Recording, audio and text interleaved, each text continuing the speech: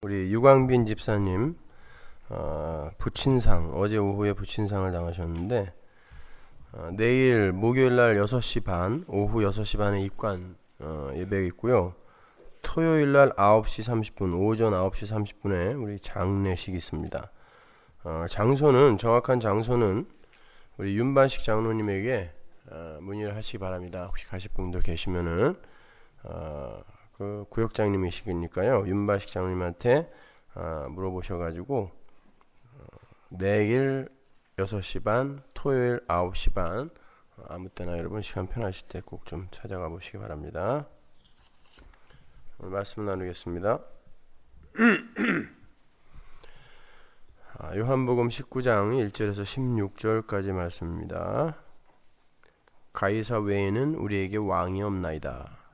우리 요한복음 19장 1절에서 16절까지 함께 봉독하시죠. 이에 빌라도가 예수를 데려다가 채찍질하더라. 군병들이 가시로 멸관을 엮고 그의 머리에 씌우고 자색 옷을 입히고 앞에 와서 가로되 유대인의 왕이여 평안할지어다 하며 손바닥으로 때리더라. 빌라도가 다시 밖에 나가 말하되 보라, 이 사람을 데리고 너희에게 나오나니 이는 내가 그에게서 아무 죄도 찾지 못한 것을 너희로 알게 하려 함이로라 하더라. 이에 예수께서 가시면류관을 쓰고 자색 옷을 입고 나오시니 빌라도가 저희에게 말하되 보라, 이 사람이로다 하매 대제사장들과 하속들이 예수를 보고 소리질러 가로되 십자가에 못 박게 하소서, 십자가에 못 박게 하소서 하는지라. 빌라도가 가로되 너희가 친히 데려다가 십자가에 못 박으라. 나는 그에게서 죄를 찾지 못하노라. 유대인들이 대답하되 우리에게 법이 있으니 그 법대로 하면 저가 당연히 죽을 것은 저가 자기를 하나님 아들이라 함이니이다. 빌라도가 이 말을 듣고 더욱 두려워하여 다시 관정에 들어가서 예수께 말하되 너는 어디로 쏘냐 하되 예수께서 대답하여 주지 아니하시는지라. 빌라도가 가로되 내게 말하지 아니하느냐? 내가 너를 놓을 권세도 있고 십자가에 못 박을 권세도 있는 줄 알지 못하느냐? 예수께서 대답하시되 위에서 주지 아니하셨다면 나를 해할 권세가 없었으리니 그러므로 나를 내게 넘겨준 자의 죄는 더 크니라 하시니 이러함으로 빌라도가 예수를 놓으려고 힘썼으나 유대인들이 소리질러 가로되 이 사람을 놓으면 가이사의 충신이 아니니이다. 무릇 자기를 왕이라 하는 자는 가이사를 반역하는 것이니이다. 빌라도가 이 말을 듣고 예수를 끌고 나와서 박석이라는 곳에서 재판석에 앉았더라. 이날은 6월절의 예비일이요 때는 제 6시라. 빌라도가 유대인들에게 이르되 보라, 너희 왕이로다. 저희가 소리 지르되 없이 하소서, 없이 하소서, 저를 십자가에 못 박게 하소서. 빌라도가 가로되 내가 너희 왕을 십자가에 못 박으랴? 대제사장들이 대답하되 가이사 외에는 우리에게 왕이 없나이다 하니 이에 예수를 십자가에 못 박히게 저에게 넘겨주니라. 아멘. 이제 드디어 예수님께서 사형 선고를 받으시고 십자가에 못 박히시는 장면에 이르렀습니다. 밤새도록 신문과 고문을 받으신 주님은 제6시경에 빌라도에 의해서 사형 선고를 받으신 후에 즉시 십자가로 넘겨져요. 그때 예수님의 모습은 자색 옷을 입었어요. 홍색입니다. 주홍색. 가시관을 쓰셨고 온몸은 채찍에 맞아서 피투성이가 된 그런 상태였어요. 그건 바로 선악과를 따먹고 저주를 받은 아담 속 우리 자신의 모습이었습니다. 예수님의 머리에 그 가시관은 아담에게 내려진 저주의 가시덤불이었어요. 창세기 3장 17절로 가볼게요. 아담에게 이르시되 내가 내 아내의 말을 듣고 내가 너더러 먹지 말라 한 나무 실과를 먹었은즉 땅은 너로 인하여 저주를 받고 너는 종신토록 수고하여야 그 소산을 먹으리라. 땅이 내게 가시덤불과 엉겅퀴를 낼 것이라. 가시덤불과 엉겅퀴, 이게 가시떨기거든요. 그것을 그 저주의 상징인 가시떨기를 예수님이 머리에 쓰고 계시는 거예요. 그리고 그분이 입으신 자색 옷, 다른 복음서에서는 홍포라고 하죠. 그 자색 옷은 주홍 같은 우리 죄를 상징하는 거죠. 이사야서 1장 18절로 갑니다. 여호와께서 말씀하시되 오라, 우리가 서로 변론하자. 너희 죄가 주홍 같을지라도 눈과 같이 희어질 것이요 진홍같이 붉을지라도 양털같이 되리라. 같은 단어입니다. 그리고 우리 주님에게 떨어진 그 채찍은 바로 우리에게 떨어져야 할 채찍이었던 거죠. 여러분 잘 아시는 이사야서 53장으로 가볼게요. 5절 그가 찔림은 우리의 허물을 인하며 그가 상함은 우리의 죄악을 인함이라. 그가 징계를 받음으로 우리가 평화를 누리고 그가 채찍에 맞음으로 우리가 나음을 입었도다. 그 채찍이 누구 거예요 원래? 우리 거라는 이야기입니다. 그러니까 전부 우리 거를 다 가지고 예수님이 지금 심판대 앞에 서 계시는 거예요. 우리가 가지고 가야 할 그 모든 것들을 다. 예수님은 바로 이 일을 위해 이 땅에 오신 거죠. 예수님이 이 땅에 오신 목적이에요. 이것이 우리의 저주와 우리의 죄 그리고 우리의 허물과 상함을 다 가져가셔서 당신의 몸에 채우시기 위해 이 땅에 오셔서 우리를 흑암에서 건져 올리신 거죠. 그 일은 일어나도 되고 안 일어나도 되는 그런 게 아니에요. 반드시 일어나지 않으면 모든 존재는 전부 멸망하게 돼 있어요. 예수님은 반드시 죽으셔야 돼요. 그래서 그분은 죽으시러 이 땅에 오셨다라고 말씀하시는 것입니다. 그래서 빌라도의 그런 많은 예수님 방면 시도가 전부 무산이 되어 버리는 거예요. 빌라도는 계속해서 예수님을 놔주려고 하는데 유대인들이 놔주지 말라 그래요. 그걸 근데 누가 막은 거예요? 결국은 하나님이 못 놔주게 하신 것입니다. 여러분. 빌라도는 7번이나 예수님의 무죄를 시인했어요. 내가 이에게서 도저히 죄를 찾을 수가 없다라는 무죄 시인을 7번이나 했고요. 예수님을 놓으려 애를 썼어요. 유대사가 요세푸스, 플라비우스 요세푸스의 책에 보면요. 빌라도는 자신의 출세를 위해서 그리고 폭동을 잠재우기 위해서 수천 명을 한꺼번에 십자가에 달 수 있는 그런 존재였대요. 그런 포악하고 잔인한 존재였다고 합니다. 그리고 아주 용의주도하고 출세의 눈이 먼 사람이다 라고 기록해놨어요. 요세푸스가. 실제 인물이란 말입니다. 빌라도는. 그리고 그렇게 용의주도한 사람이기 때문에 이유 없이 위험한 일을 행하여 긁어 부스럼을 만드는 어리석은 사람이 아니었다라고 기록을 해요. 그런 빌라도가 예수님을 신문을 한 거예요. 근데 그는 이내 예수님이 무죄한 분이라는 것을 알았어요. 정치 구단이란 말입니다. 그 사람은요. 눈치가 아주 그냥 굉장히 빠른 사람이란 말이에요. 그는 이내 예수님이 종교적인 감정 싸움에 말려들었다라는 것을 알게 되었을 거예요. 게다가 그 청년은 계속해서 자기가 유대인의 왕이래요. 그리고 하나님의 아들이래요. 어차피 자신은 유대인도 아니고 내가 유대인이냐? 라고 물어봤잖아요. 지난주에 공부했죠? 유대인도 아니고 하나님도 두려워하는 이가 아니에요. 그렇지만 뭔가 찝찝하고 깨름칙한 거예요. 자꾸 하나님의 아들이라고 그러고 자기가 유대인의 왕이라고 하니까. 그러니까 빌라도는 계속해서 자기가 아무 죄도 찾을 수 없었고 그리고 혹시 유대인의 왕이나 아니면 하나님의 아들이라면 나와는 상관없지만 나에게 혹시 무슨 해가 되지 않을까라는 의미에서 놔주려고 한 거예요. 예수님을 믿어서도 아니고 예수님에게 호감을 가져서도 아니에요. 그냥 나와 아무 상관없는 그런 무죄한 청년 하나 죽이고 혹시 자기에게 어떤 불똥이 튈까봐 자꾸 이제 풀어주려고 한 거죠. 그는 구체적으로 그 청년을 풀어줄 방도를 찾았어요. 그는 먼저 예수라는 청년을 놓아줄 구실로 명절에 행하던 관례를 들어서 유대인들에게 죄인 중에 하나를 풀어줄 테니까 선택하라라고 이야기했습니다. 당연히 무죄한 그냥 감정 싸움으로 데려온 이 예수라는 청년을 풀어주세요라고 할 줄 알았던 거예요. 바라바라는 놈은 진짜 반역자였고 진짜 살인자였거든요. 그러니까 당연히 이 빌라도는 이 유대인들이 내가 채찍 몇 대 쳐서 내놓으면 이 예수를 풀어주라고 할 줄 알았는데 유대인들이 바라바를 풀어달라고 그러는 거예요. 빌라도의 예수 방면 의지가 또 가로막혔죠. 빌라도가 마지막 방법을 씁니다. 그는 유대 군중들의 화를 진정시킬 요량으로 예수님을 채찍질하라고 시켰어요. 요세푸스의 책을 보면요. 당시 죄인들을 벌하던 로마 군대의 채찍은 끝에 날카로운 나비나 동물의 뼈가 달린 아주 무서운 것이었다 그래요. 가죽 채찍을 물에 퉁퉁 불려서 채찍을 치는 사람이 지쳐서 쓰러질 때까지 때렸대요. 채찍을 치는 사람이, 맞는 사람이 아니라. 그러면 그 지친 사람의 채찍을 다음 사람이 받아들고 또 그 사람이 지칠 때까지 팬 거죠. 이 채찍이 한 대 맞을 때마다 몸에 착착 감겼는데 이걸 끌어당길 때마다 그 짐승의 뼈에, 그 납에 살점이 뚝뚝 떨어져 나갔다 그래요. 그래서 나중에는 살과 뼈와 피가 범벅이 돼서 마치 죽처럼 됐다 그래요.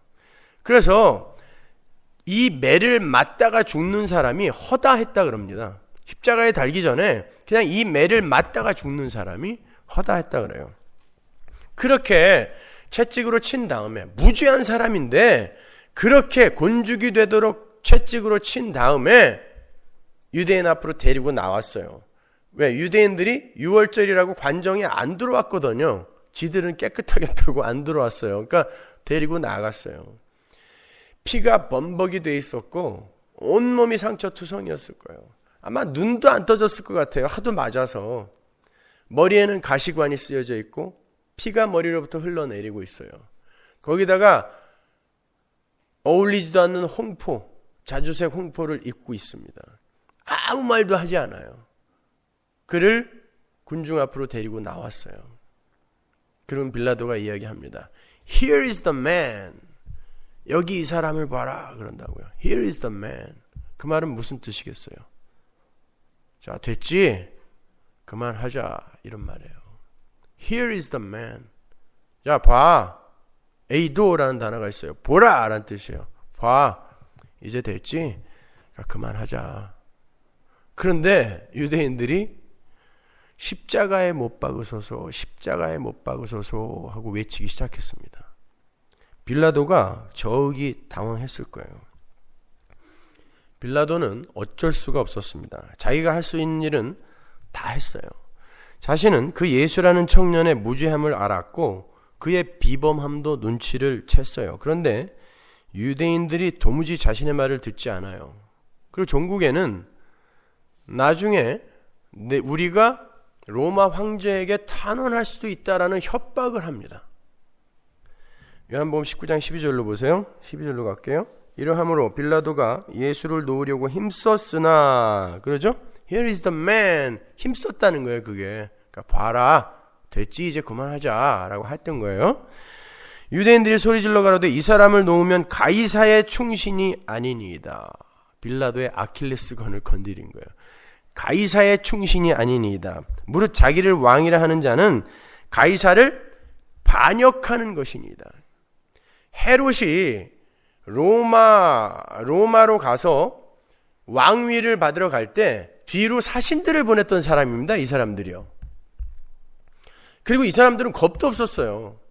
빌라도가 처음에 유대 총독으로 부임을 할 때 로마 황제의 동상을 몇 개를 갖고 왔어요. 군데군데 세워놓고 여기는 식민지다라는 것을 인식시켜주기 위해서. 그때 유대인들이요, 예루살렘으로 몰려 들어와가지고, 끝도 없이 몰려 들어와가지고 저 동상 안 치우면 우리를 다 죽여라 그러고 거기 누워버렸습니다. 빌라도는 그걸 경험한 사람이에요. 저놈들 건드리면 분명히 지금 로마로 가서 탄원을 할 거라는 걸 이 사람은 안 거예요. 빌라도는 지금 유대 총독의 자리에서 로마 황실로의 금이 환향을 꿈꾸고 있는 상태예요. 당시 로마의 벼슬아치들에게는 식민지의 총독자라는 그 총독 자리는 로마 황실로 입성하는 그런 교두보의 역할을 하는 중간 자리였기 때문에 거기에 연연하는 사람은 없었어요. 그 자리를 무사히 잘 마치고 더 높은 중앙의 벼슬로 가려고 애를 쓸 뿐이었죠. 그런데 마침 그 얼마 전에 자기의 후견이며 그 티베리우스의 그 측근, 황제였던 티베리우스의 측근인 그 세자누스라는 사람이 숙청을 당했어요. 그 얼마 전에. 그러니까 자기가 기대고 있던 담이 왕창 무너져 버린 거예요. 지금 빌라도의 처지는. 그 상태에서 지금 이 사람이 세자누스가 죽는 바람에 자기도 어떻게 될지 모르는 상황에서 로마의 비유를 요만큼이라도 건드리면 안 되는 상태예요. 근데 이 독한 유대인들이 당신 저 사람을 풀어주면 가이사를 반역하는 것이다 라고 이야기를 해버렸단 말입니다. 그때 빌라도가 이 사람을 죽여야 되겠구나 라는 생각을 한 거예요. 결국 세상의 권세에 대한 미련이 죄 없는, 자기가 7번씩이나 무죄하다라고 이야기한 그 죄 없는 청년 예수를 죽인 것입니다. 어떻게 아무 잘못도 없는 사람을 사형 선고를 내려서 죽일 수가 있냐고 말씀하실 분들이 계실지 모르지만, 타락한 인간의 힘과 권세에 대한 욕구는 그렇게 무서운 거예요. 여러분, 그게 우리입니다. 우리 자신이에요. 도대체 왜 세상은 그렇게 주님을 못 죽여서 안달을 부린 것일까요? 그리고 왜 하나님은 빌라도의 그런 애씀을 하나님이 막으시고 예수가 십자가에 못 박히도록 놔두셨을까요? 적어도 그 지방의 최고 권세자잖아요.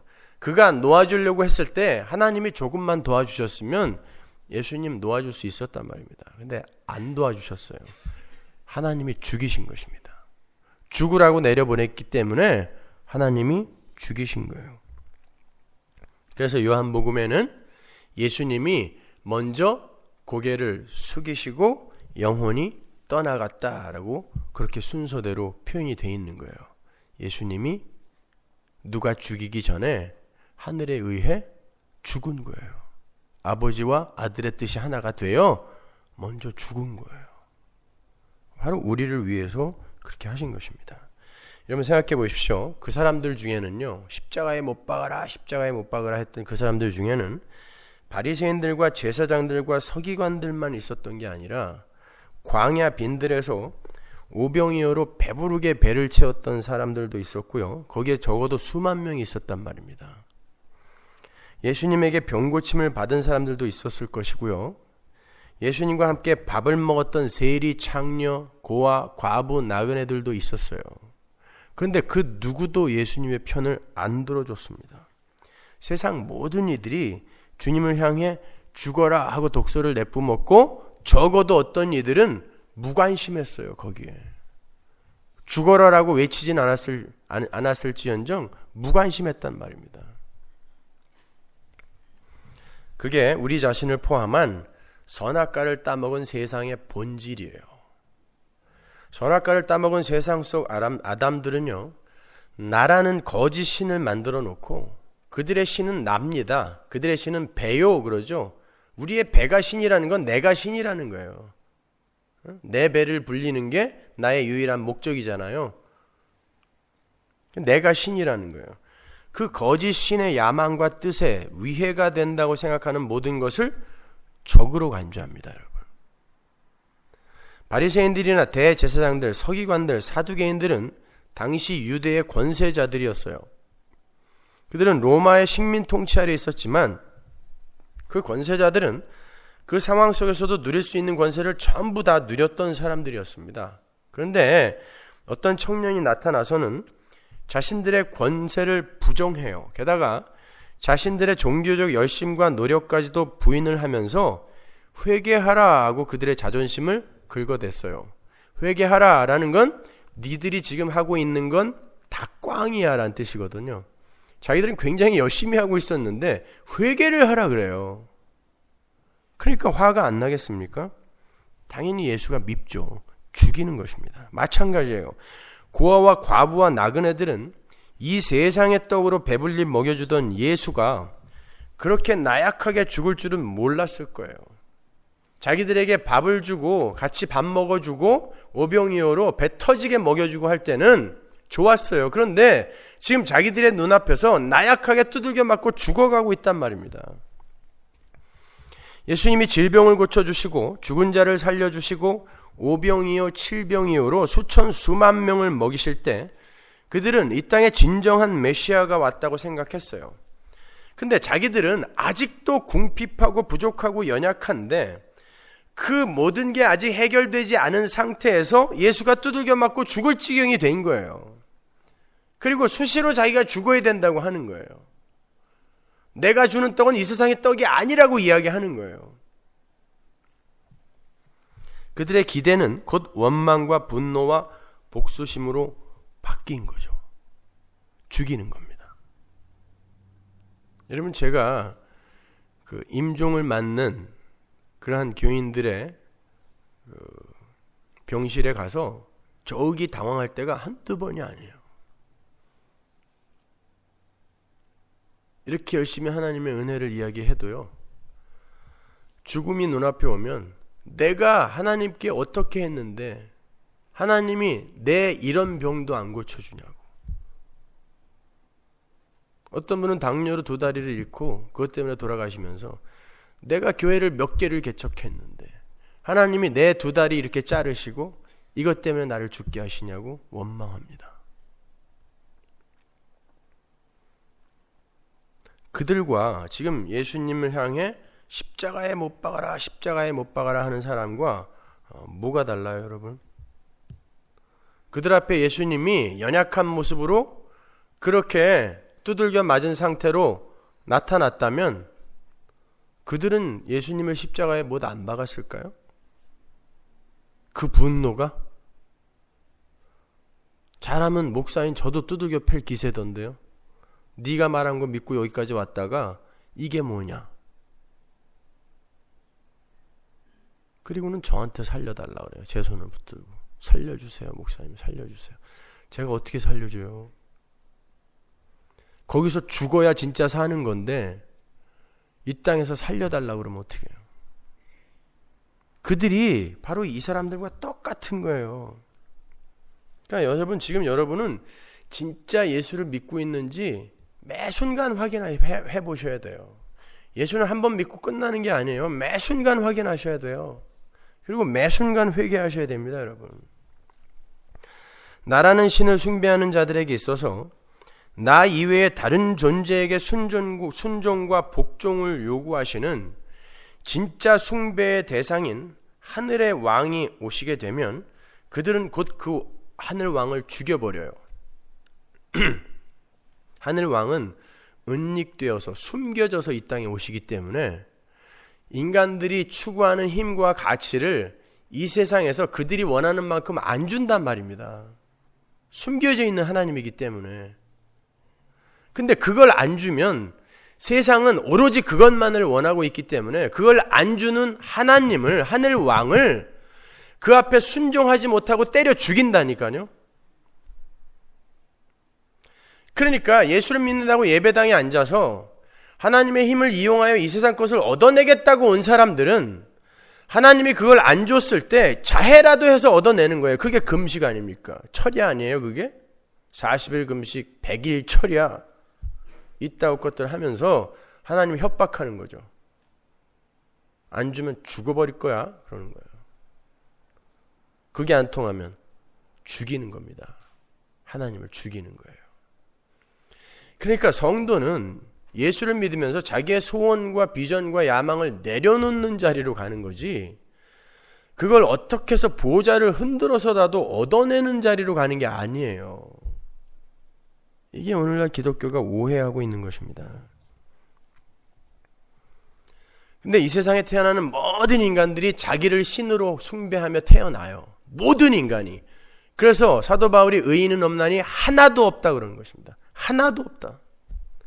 의인이라는 건, 의라는 게 뭐라고 했어요? 자다크, 의라는 건 관계를 맺고 있는 네페시가 그 관계가 요구하는 걸 성실하게 수행해내고 있는 상태예요. 하나님은 우리에게 행하실 일을 성실하게 수행하고 우리는 하나님에 대해서 우리가 해야 할 일을 성실하게 수행해내고 있는 상태. 그게 의거든요. 그들을 의인이라 그래요. 그럼 의인이라는 건 뭐예요? 하나님이 우리를 순종하라고 만들었거든요. 그래야 내가 내 것을 너에게 다 부을 수 있어. 그때 네가 최고로 행복할 수 있어. 이게 창조의 목적이란 말입니다. 그러면 우리가 하나님 앞에 넙죽 엎드려 그분이 어떻게 행하던 그 앞에 순종하는 것이 의란 말이에요. 그리고 그렇게 사는 이들을 의인이라 그래요. 근데 누가 그렇게 사냐고요? 내 뜻을 위해 하나님을 방법으로 동원을 할지언정 하나님의 뜻을 위해 내가 손해를 보는 자리로 내려가 순종하는 이가 어디 있어요? 하나님의 뜻을 위해 너 당뇨로 네 두 다리 좀 내가 잘라야 되겠다 그랬을 때 아무 불평 없이 하나님 그러세요. 내 팔은 왜 남겨두세요? 이것도 잘라가시지. 그 자리로 스스로 내려갈 사람이 어디 있습니까? 아무도 없어요. 그래서 예수님이 이 땅에 오셔서 죽으시는 것입니다, 여러분. 우리는 오늘 본문에 그 빌라도의 사형 언도의 장면에서 의인은 없나니 하나도 없다라는 사도 바울의 일갈의 구체적 그림을 보는 거예요. 진짜 없구나. 진짜 없구나. 38년 된 병자였다가 살아난 그 놈은 어디 갔나? 날 때부터 소경이었던 그 놈은 어디 갔나? 아니 12의 혈류병 앓던 그 여자분은 어디 가셨나? 에? 다 어디 간 거예요? 의인은 없는 것입니다. 예수가 십자가 지기 전에 의인은 없는 거예요. 악인은 나라는 왕에게 순종하지 않는 모든 것, 그게 하늘의 왕이라 할지라도 가차없이 살해하는 자들이에요. 그게 바로 우리란 말입니다. 근데 이 세상에 태어나는 그 어떤 인간도 의인으로 날 수가 없어요.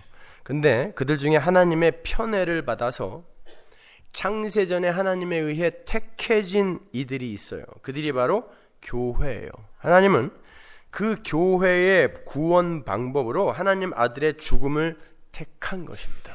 그래서 빌라도의 예수 방면 의지가 그렇게 무참하게 하나님에 의해 묵살당한 거예요.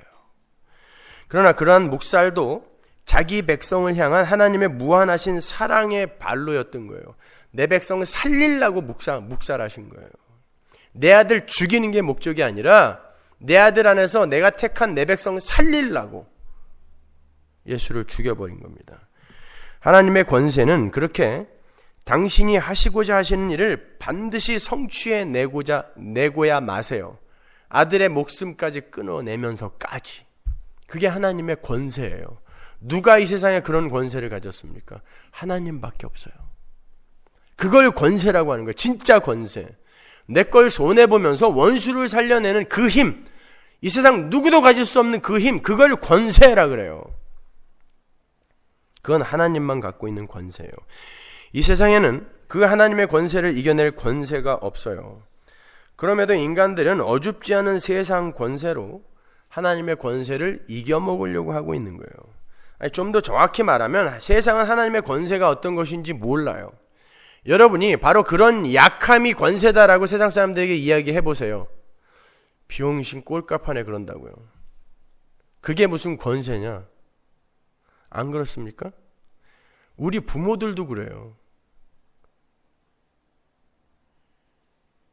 제가 아는 어떤 목사님이 아들 자전거를 새 걸 사줬는데 아들이 동네 불쌍한 아이한테 그 자전거를 주고 왔어요.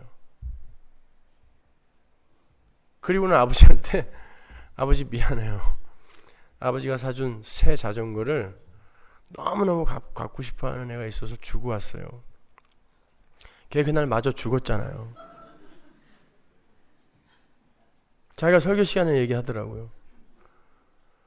자기가 늘 설교 시간에 했던 얘기인데 자기 아들이 그러고 오니까 저게 이 험난한 세상을 어떻게 살아가려고 지 아버지는 무슨 땅 파서 돈을 버는 줄 아냐 이러면서 아주 죽도록 팼다는 거예요.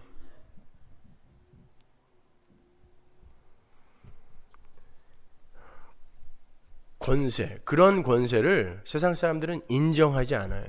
그건 약함이라고 여겨버리죠. 절대 권세라고 인정하지 않아요. 그래서 자기들이 원하고 추구하는 세상 권세들을 붙드느라 하나님의 권세의 이끄심에 순종하지 못하는 거예요. 그게 바로 죽음의 길입니다. 하나님이 우리를 권세로 이끌고 가신다라는 그 확실한 믿음이 있다면 여러분의 지금 현실은 하나님의 권세에 의한 현실이거든요. 근데 인정하지 못하잖아요. 악각대고 있잖아요. 지금 하나님 앞에. 당신 지금 정신이 있냐고 없냐고. 왜 침묵하고 있냐고. 그게 순종하지 못하는 거예요. 그게 악인의 길인 것입니다, 여러분. 그러나 하나님은 반드시 우리를 거기에 순종시켜 내고야 마시는 거예요. 오늘 본문은 그렇게 세상의 권세와 하나님의 권세의 극명한 대조 속에서 긴박하게 진행되어져 가고 있는 거예요.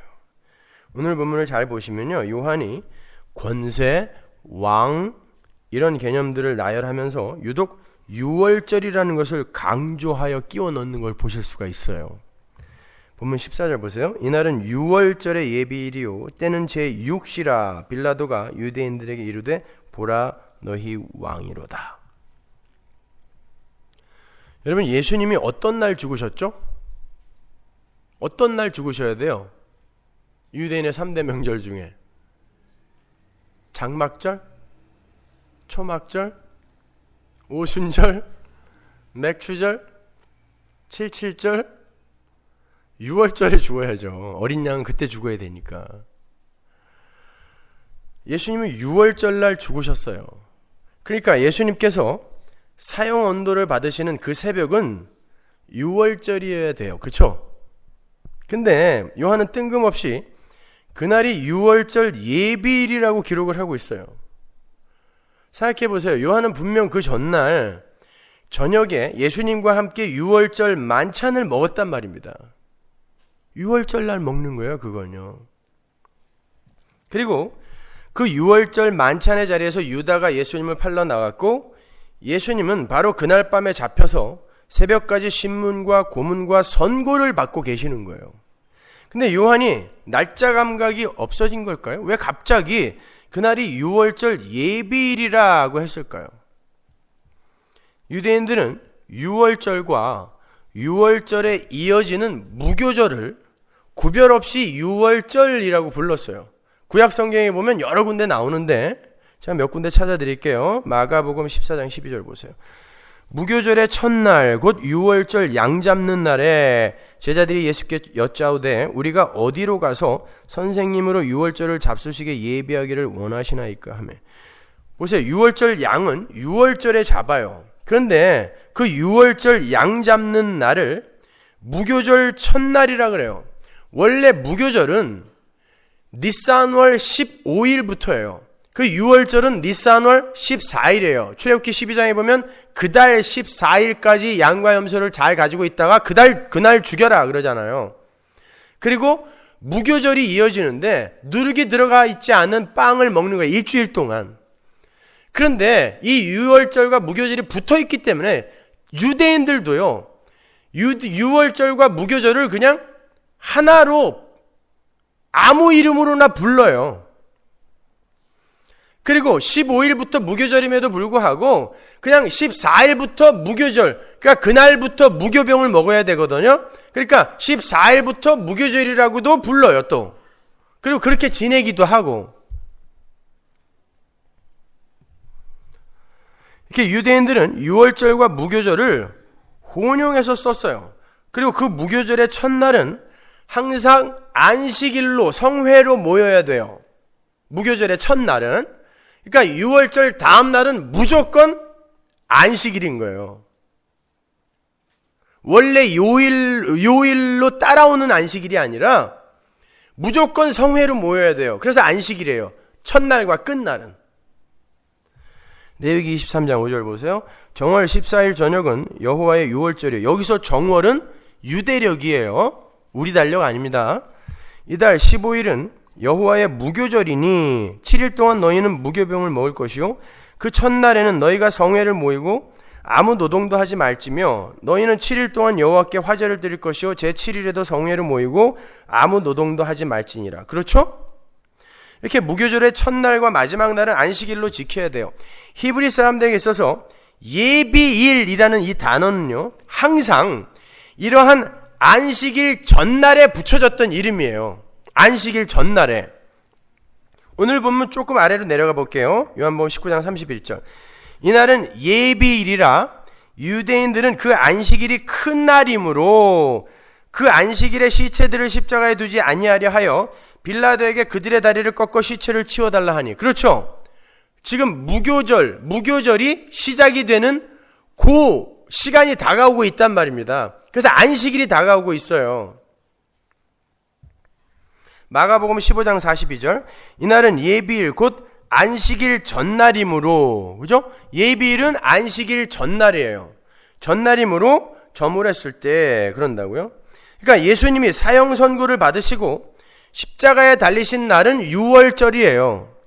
예수님은 유월절 어린 양으로 이 땅에 오신 분이기 때문이에요. 그런데 이미 유월절 만찬은 전날 저녁에 치러진 상태예요. 그 상태에서 요한은 예수님께서 유월절에 잡혀 죽으실 바로 그 유월절 어린 양으로 오신 분이다라는 것을 강조하기 위해서 무교절과 안식일을 유월절로 부르면서 유월절 예비일이라고 한 거예요. 왜?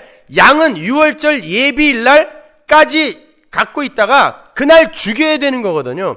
바로 이가 그 어린 양, 출애굽기 12장의 그 어린 양이다를 일부러 드러내기 위해 유월절 예비일이라는 다소 오해의 소지가 있는 그런 단어들을 끌어다가 쓰는 거예요. 그러나 그 진리를 알면은 우리는 더욱더 그 복음의 넓은 지평 속으로 들어갈 수 있게 되는 거죠. 이해가 가세요? 뭐 구구절절하게 여러 학자들이 이렇게 저렇게 설명을 해놨지만 하나도 귀에 들어오지가 않더라고요. 저는요.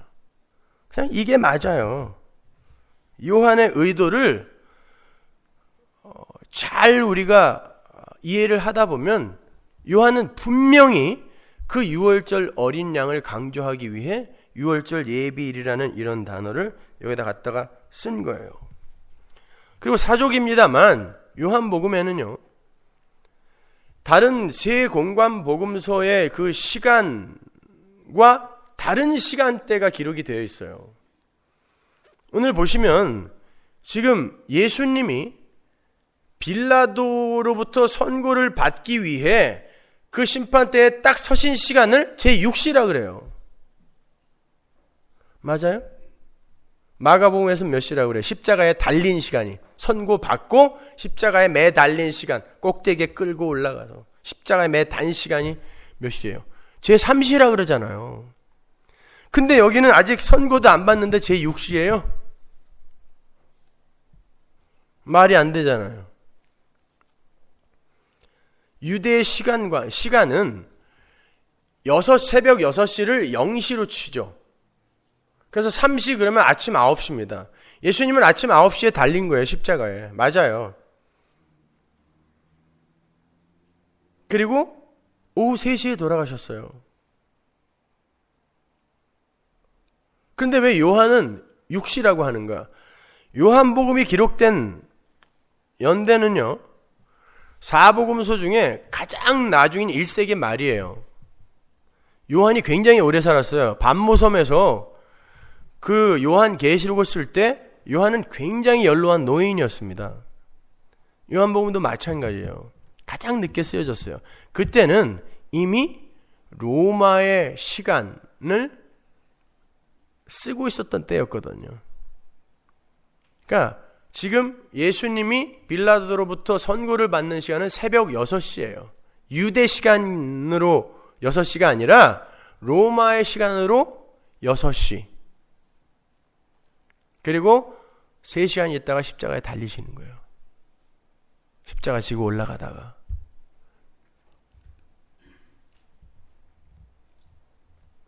근데 이런 걸 갖고 성경에 일관성이 없다 뭐 이렇게 공격하는 이들이 있는데, 그들이 그러면은 여러분이 잘 얘기를 해 주실 수 있어야 되는 거예요. 각설하고, 그렇다면 유월절 어린 양으로 오신 예수님은 무슨 일을 하러 오신 분이기에 요한이 일부러 예수님의 죽음을 유월절 어린 양의 죽음으로 몰아가고 있는가? 우리가 너무나 잘 아는 출애굽기 12장으로 가서 한번 훑어볼게요.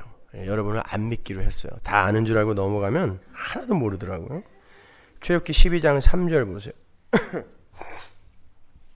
너희는 이스라엘 회중에게 고하여 이르라. 이달 열흘에 너희 매인이 어린 양을 취할지니 각 가족대로 그 식구를 위하여 어린 양을 취하되, 그 어린 양에 대하여 식구가 너무 적으면 그 집의 이웃과 함께 인수를 따라서 하나를 취하며 각 사람의 식량을 따라서 너희 어린 양을 계산할 것이며 너희 어린 양은 흠없고 1년 된 수컷으로 하되 양이나 염소 중에서 취하고 이달 14일까지 간직하였다가 해 질 때에 이스라엘 회중이 그 양을 잡고 그 피로 양을 먹을 집 문 좌우 설주와 임방에 바르고 그 밤에 그 고기를 불에 구워 무교병과 쓴 나물과 아울러 먹되 난로나 물에 삶아서나 먹지 말고 그 머리와 정광이와 내장을 다 불에 구워 먹고 아침까지 남겨두지 말며 아침까지 남은 것은 곧 소화하라.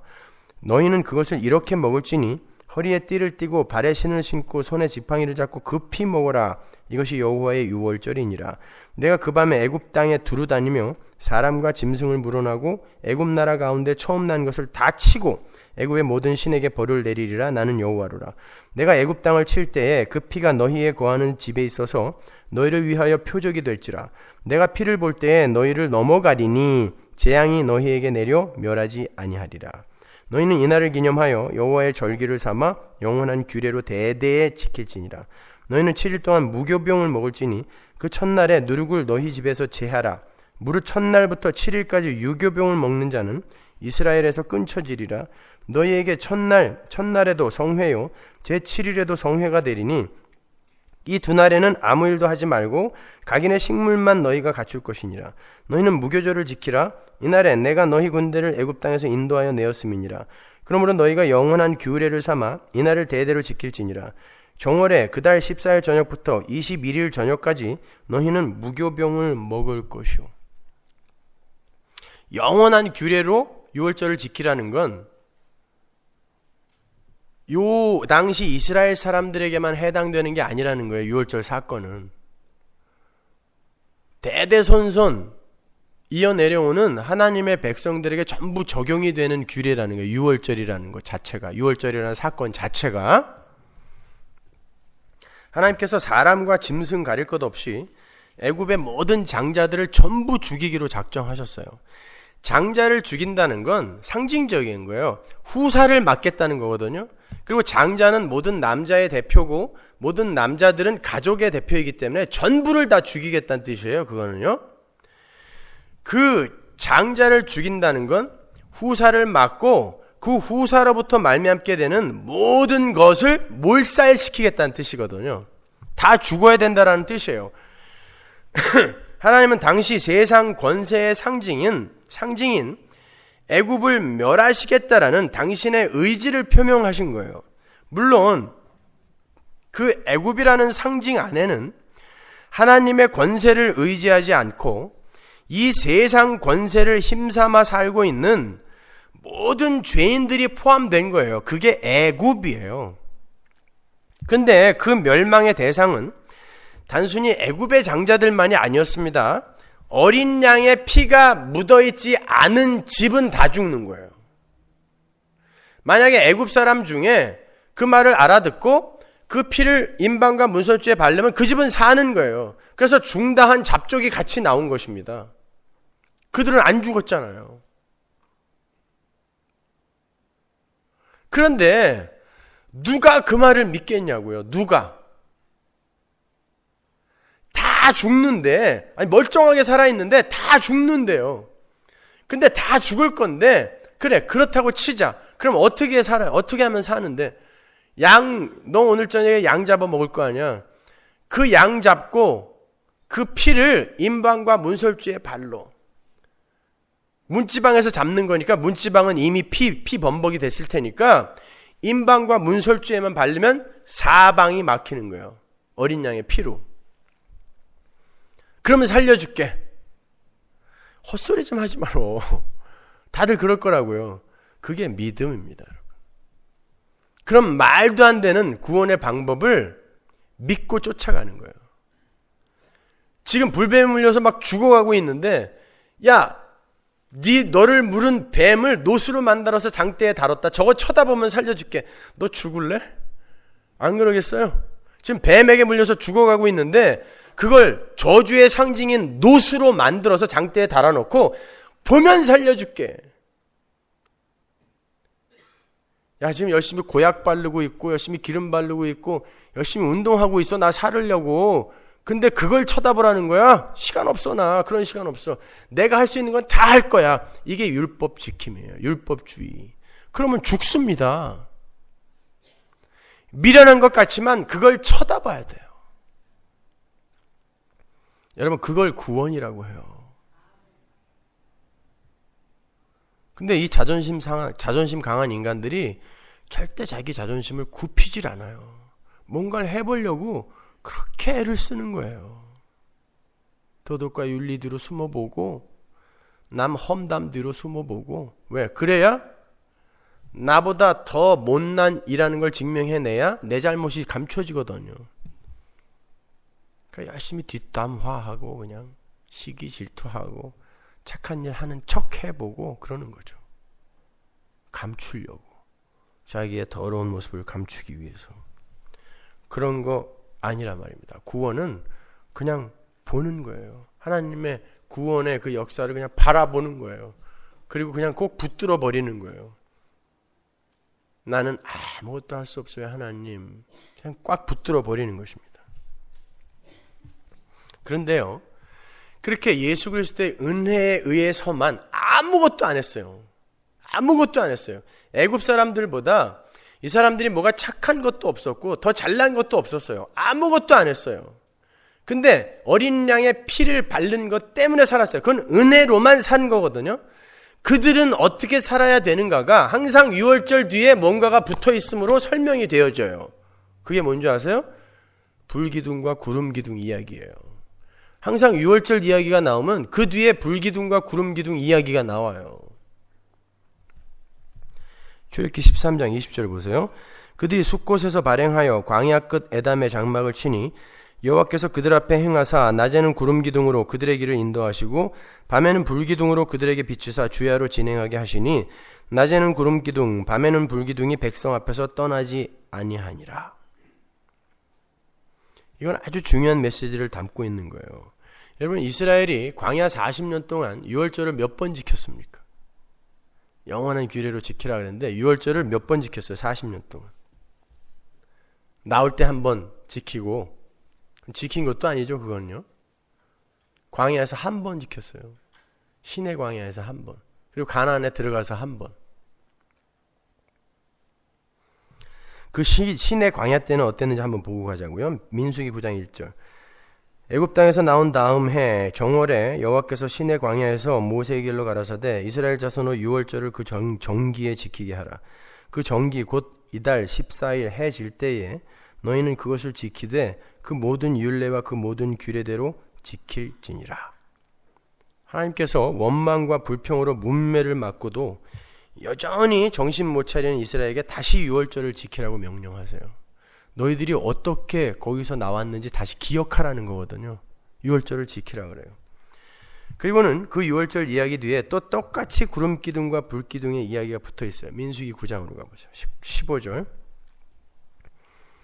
성막을 세운 날에 구름이 성막 곧 증거막을 덮었고 저녁이 되면 성막 위에 불 모양 같은 것이 나타나서 아침까지 이르렀으되 항상 그러하여 낮에는 구름이 그것을 덮었고 밤이면 불 모양이 있었는데 구름이 성막에서 떠오르는 때에는 이스라엘 자손이 곧 진행하였고 구름이 머무는 곳에 이스라엘 자손이 진을 쳤으니 이스라엘 자손이 여호와의 명을 조차 진행하였고 여호와의 명을 조차 진을 쳤으며 구름이 성막 위에 머무는 동안에는 그들이 유진하였고 구름이 장막 위에 머무는 날이 오랠 때에는 이스라엘 자손이 여호와의 명을 지켜 진행치 아니하였으며 혹시 구름이 장막 위에 머무는 날이 적을 때에도 그들이 다만 여호와의 명을 쫓아 유진하고 여호와의 명을 쫓아 진행하였으며 혹시 구름이 저녁부터 아침까지 있다가 아침에 그 구름이 떠오를 때에는 그들이 진행하였고 구름이 밤낮 있다가 떠오르면 곧 진행하였으며 이틀이든지 한 달이든지 1년이든지 구름이 성막 위에 머물러 있을 동안에는 이스라엘 자손이 유진하고 진행치 아니하다가 떠오르면 진행하였으니 곧 그들이 여호와의 명을 쫓아 진을 치며 여호와의 명을 쫓아 진행하고 또 모세로 전하신 여호와의 명을 따라 여호와의 직임을 지켰더라. 이렇게 유월절은 구름기둥과 불기둥의 통치에 대한 순종으로 이어지는 거예요.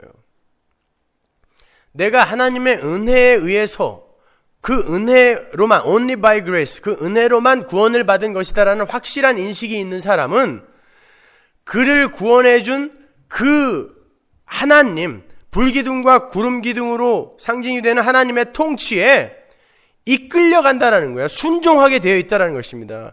내 현실이 왜 이 모양이야? 왜 이렇게 오래오래 여기서 머물러야 돼가 아니에요. 구름이 딱 머물러 있으면 그냥 머무르는 거예요. 가 그러면 가는 거예요.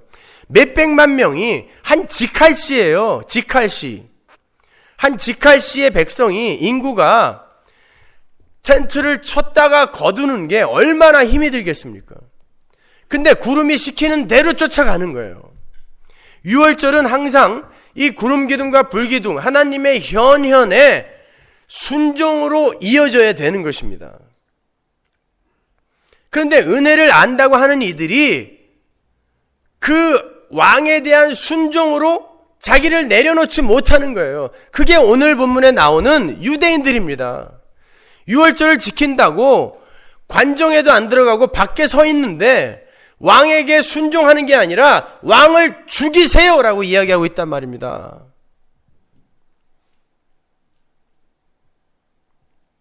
오늘날 교회가 어떠냐고요? 한번 생각해 보세요. 우리가 은혜로 구원을 받았다라는 그 은혜의 지평을 정말 충분히 이해를 하고 있다면 우리가 이렇게 하나님 앞에 아각거리면서 우리의 불평과 불만과 원망의 기도를 내어놓을 수 있을까요? 그 은혜의 지평을 우리가 진짜 안다면, 그리고 자기의 현실에 대해서 이렇게 불만족스럽게 살 수 있어요? 이렇게 고통스러워하며 살 수 있냐고요. 하나님이 그렇게 하신 거라면. 하기 싫어도 불기둥이 가지 마, 구름기둥이 가지 마, 그러면 안 가야 되는 거거든요.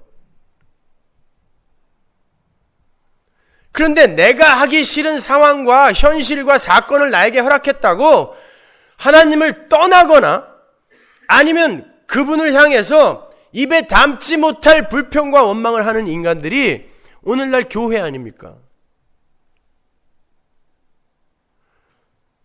그러니까 여기에서 십자가에 못 박으소서 했다고 그 죽일 놈들, 내가 거기 있었다면 몸을 던져 막았을 텐데, 그런 소리 좀 하지 마세요. 사기치지 마세요. 여러분도 같이 소리쳤을 거예요. 확실히 죽이라고.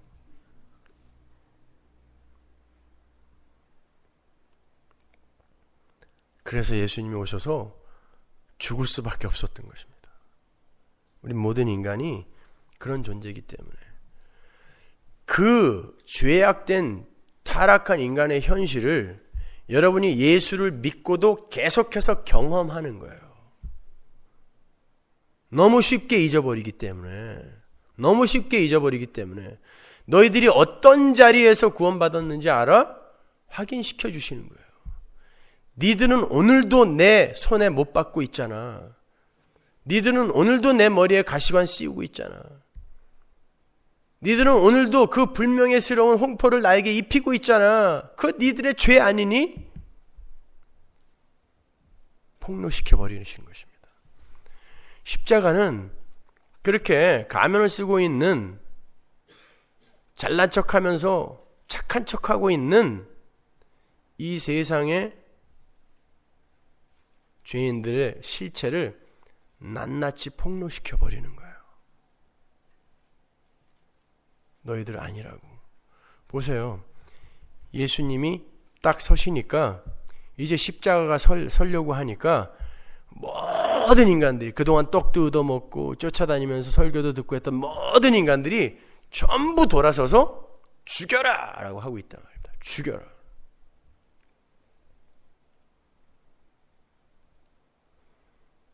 만약에 나중에 여러분이 심판대 앞에 섰는데 천국을 보여줬어요. 나는 그 천국 가려고 죽어라고 정말 먹고 싶은 것도 안 먹고 하고 싶은 것도 안 하고 화내고 싶은 것도 화 안 내고 그러고 왔는데 내가 원하는 그런 천국이 아니야. 아니 내가 고작 이런 걸 위해서 그 고생을 했단 말이야? 만약에 여러분 마음속에 그런 마음이 들었을 때 그 하나님 죽이고 싶지 않겠습니까? 아니 나보다 강한 힘을 갖고 있기 때문에 무서워서 못 죽이는 건 그건 죽이는 거예요.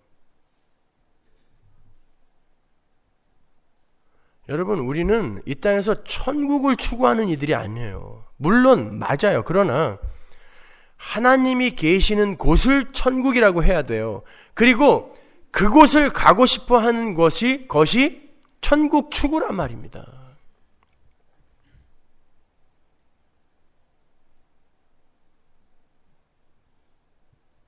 얼마 전에 우리 제자가 그런 말을 하더라고요. 하도 좋은 집들 그러니까. 그리고 지 친구들이 뭐 밀리언짜리 집도 사고 어린 나이에. 그러니까 그런 말을 하더라고요. 지옥에 갔을 때, 지옥에 정말 사람들이 너무 바라는 그런 좋은 집들이 있었으면 좋겠대요. 그리고 거기에 다 들어가서 살게 해주라는 거예요. 하나님 보고.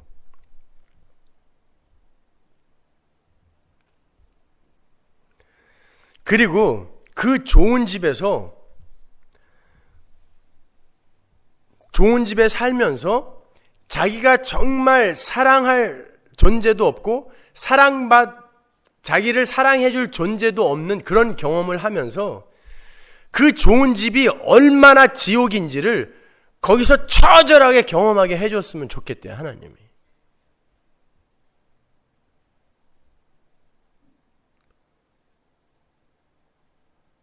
뭐 다른 사람 안 갖다 놔도 돼. 시어머니 하나 딱 갖다 놓으면 돼. 거기다.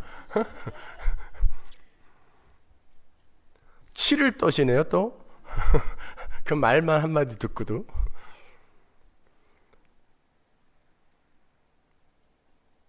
여러분, 천국은 내가 사랑하는 존재가 나를 죽도록 사랑할 준비를 하고 나를 기다리시는 곳이에요. 그 하나님을 여러분이 사랑하냐고요, 지금. 그 하나님이 주는 어떤 것을 원하고 계세요? 그 하나님과 화목하셨습니까? 성도는 이 땅에서 하나님과 화목하고 가는 거거든요.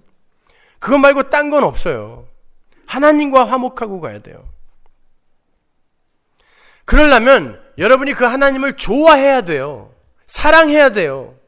근데 그 하나님이 계속해서 여러분에게 착하게 살아라, 이거 하지 말아라, 저거 해라, 계속 잔소리만 하는 그런 사감 선생처럼 여겨지게 되면 여러분은 그 하나님과 절대 화목할 수 없어요. 무서워서 그분이 시키는 일을 할 수는 있어요. 그리고 다른 이들에게 존경받기 위해 그 착한 일을 할 수는 있지만 하나님이 너무너무나 사랑스러워서 그 일을 한 것이 아니라면 여러분은 절대 천국 못 들어가요.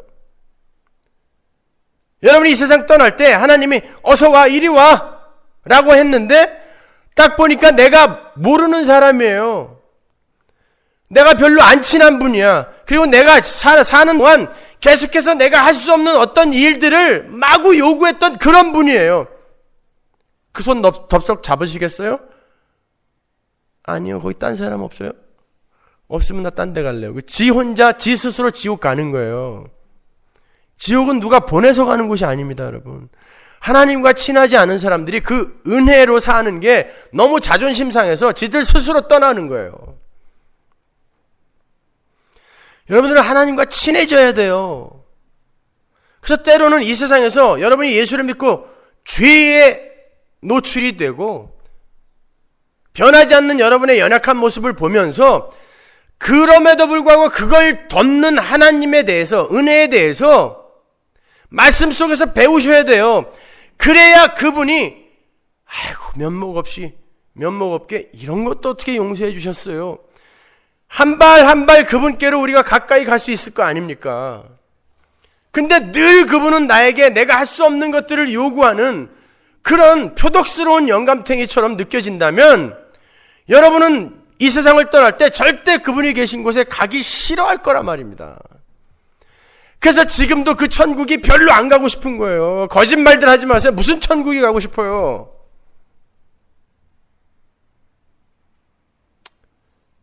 절대 소리 안 지르겠다고 약속하고 왔는데 또 소리를 지르고 있네. 이 시대 교회가 무슨 천국을 소망합니까? 지들 힘으로 그냥 세상에게 칭찬받으면서 이 세상에서 세상 사람들에게도 칭찬받고 하나님에게도 뽐때 나는 그런 존재들이 되고 싶은 거예요.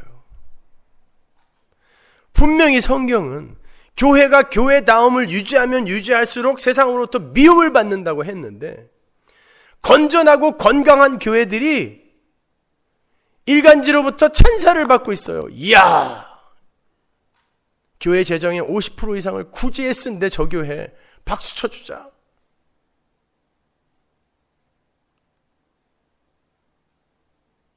저 교회는 1년에 5차례씩 아프리카에 가서 우물을 파주고 있대. 이야, 우리도 못하는 걸 저들이 하고 있구나. 그거 하지 말라는 게 아니라 여러분, 교회가 진짜 교회다워지려면 세상으로부터 그런 칭찬을 받는 게 아니라요, 오히려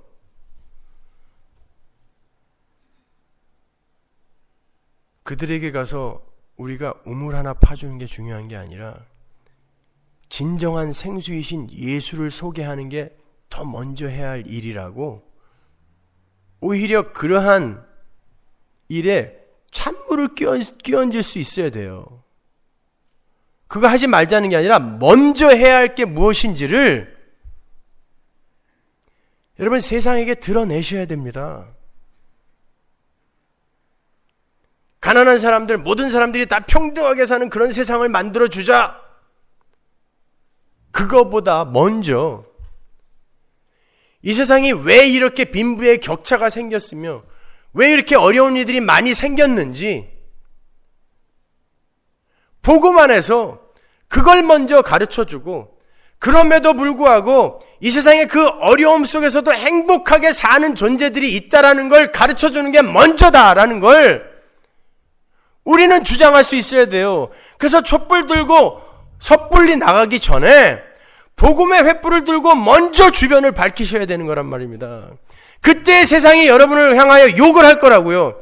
저놈들 행동하지 않는 양심, 그건 양심도 아니다 라고 여러분에게 손가락질 할 겁니다. 그러나 우리는 아니잖아요. 우리 마음속에 그걸 하지 말자라는 그런 악한 마음이 있는 게 아니라 진짜 중요한 게 뭔지를 먼저 가르쳐주고 싶다라는 게 우리의 진심 아닙니까? 그리고 우리는 숨어서 그 일들을 하는 거예요. 그래서 우리는 세상으로부터 칭찬을 받는 게 아니라 늘 지탄을 받게 되어 있단 말입니다. 원수치고를 받게 되어 있어요. 그 착하고 깨끗하고 건전하고 건강한 세상한테.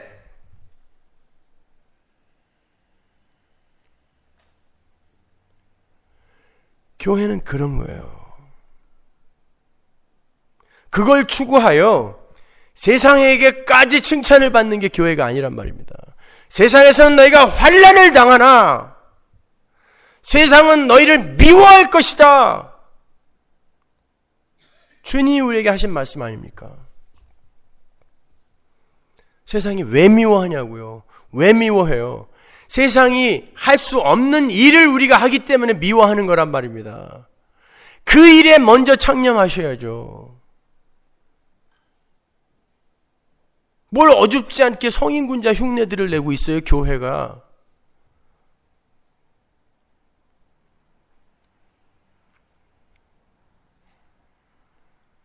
근데 그게 마치 개혁주의의 지향점이 되어버렸잖아요. 세상으로부터 칭찬받는 건전하고 건강한 교회, 세상에게 영향력을 끼칠 수 있는 좋은 교회,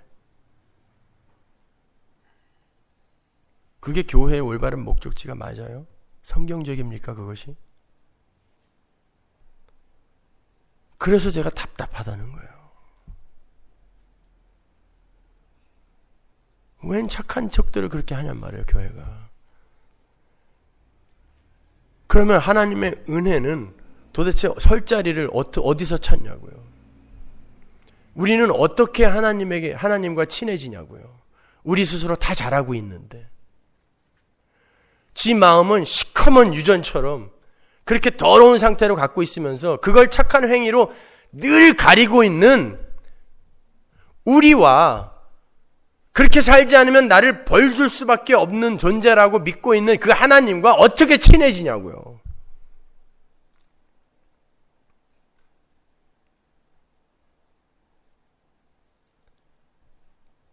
그러니까 참 문제인 겁니다, 이게.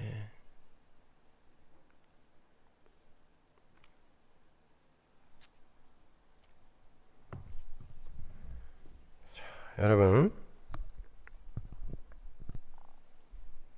오늘 본문에 나오는 유대인들, 그들은 유월절을 열심히 지키고 있어요. 그런데 여전히 자기 숭배에서 벗어나지 못하고 자기의 가치와 존엄을 치고 들어오는 하늘의 권세를 십자가에 못 박아버려요. 여러분, 유월절은 순종으로 이어져야 된다 그랬어요. 유월절은 그 자체 안에 난 이제부터 이 땅의 양식이 아닌 하늘의 양식으로만 살겠습니다 라는 성도들의 고백을 유발하는 힘을 갖고 있습니다. 은혜는 그 힘을 갖고 있어요. 그 힘을 발휘하지 못한 은혜를 받았다고 하는 사람은 100% 가짜입니다. 여전히 이 세상의 힘을 추구하고 있으면서 나는 그 유월절의 은혜를 받았다고 하는 사람은 100% 가짜예요. 그건 회개한 사람 아니에요. 반드시 돌아서게 돼 있어요. 그래서 가나안 땅에 들어가자마자 이스라엘이 유월절을 지키는데 그때부터 가나안 땅의 소산이 그들에게 주어지는 거예요. 하나님 나라의 그 양식, 그것이 이제 하나님 나라에 들어갔더니 온전한 유월절이 되어서 그들에게 진짜 풍성하게 주어지는 거예요. 만나는 뭐였어요? 하나님 나라 약속의 땅의 양식의 모형이었던 것입니다. 가나안 땅에 들어갔더니 실제로 그 땅 소산이 이스라엘 백성들에게 부어지더란 말입니다. 상징이에요, 물론. 그 지점을 향해 우리가 그 유월절의 은혜를 붙들고 가는 거예요. 근데 이 왼수들이 자기들이 기대하지 않는 연약한 모습으로 예수가 왔다고 해서 그 예수를 인정하지 않는 거예요. 왜 내가 기대하는 모습으로 안 오냐는 것입니다. 왜 내가 기대하는 모양으로 내 신앙생활이 안 풀리냐는 거죠. 그러면 순종은 어느 때 하는 거예요? 내가 잘 될 때만 하는 것입니까? 복종은 언제 하는 거예요, 도대체?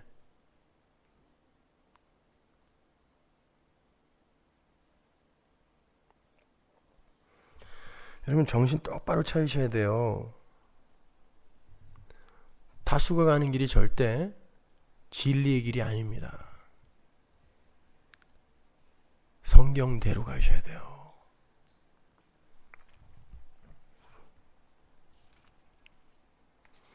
자, 그러한 유월절, 이스라엘이 늘 실패해갖고 하나님이 다시 지켜. 또 실패. 다시 지켜.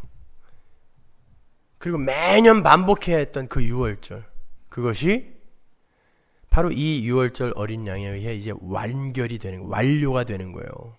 완성이 되어버리는 것입니다. 그래서 이제 다시는 여러분 유월절 안 지켜도 돼요. 아니, 순종하라면서요. 예, 여러분을 순종시키려고 성령이 들어와 버리셨어요, 여러분 안에. 내가 밖에서 신랑이 돼서 끌고 가도 너 안 쫓아오더라. 이제 내가 들어간다. 그리고 들어오신 거예요. 아, 그럼 곱게 끌고 가시지 왜 이렇게 두들겨 패면서 끌고 가실까? 그게 복입니다. 곱게 끌고 가면 우리가 쫓아갑니까? 안 쫓아가요. 여러분은 이 세상에서 자꾸 세상으로부터 정을 떼셔야 돼요. 그래야 여러분은 하나님 나라를 그리워할 수 있습니다. 이 세상이 너무 좋으면 안 돼요. 여러분 자식 새끼들 너무 잘 돼도 안 됩니다. 그거 자랑하느라 죽기 싫어요. 하나님은 가자. 아, 내 자식이 이렇게 자랑스러운데 좀 더 누리다 갈게요. 돈 너무 많이 벌지 마세요. 그것 때문에 여러분 하나님 나라 가기 싫어요. 너무 유명한 사람 되지 마세요. 그 사람들의 그런 칭찬과 찬사 때문에 여러분 하나님 나라 가기 싫은 거예요. 그래서 우리가 이렇게 전부 지지부진하게 가는 거예요. 조그만 교회에 다니면서 그냥 지지부진하게 가는 거예요. 그러나 그게 복이에요, 여러분. 열심히 하나님이 성령이 이끄시는 대로 그냥 사세요. 그게 순종이에요. 그냥 살아버리는 거예요. 뭐 대단한 거 하려고 하지 말고 사세요. 그리고 순간순간 나에게 허락하시는 그런 상황과 사건과 현상 속에서 배우세요. 이 땅의 가치 없음과 하나님 나라의 소중함, 그리고 하나님의 그 엄청난 은혜, 이런 거 조금씩 배워가시면 되는 거예요. 그러면 곧 끝나요. 곧 끝납니다, 여러분. 우리 인생 그렇게 길지 않다는 거 살아보셔서 아시잖아요. 그 뒤의 삶을 우리는 신앙생활을 통하여 준비를 해야죠. 여러분, 그런 말이 있어요.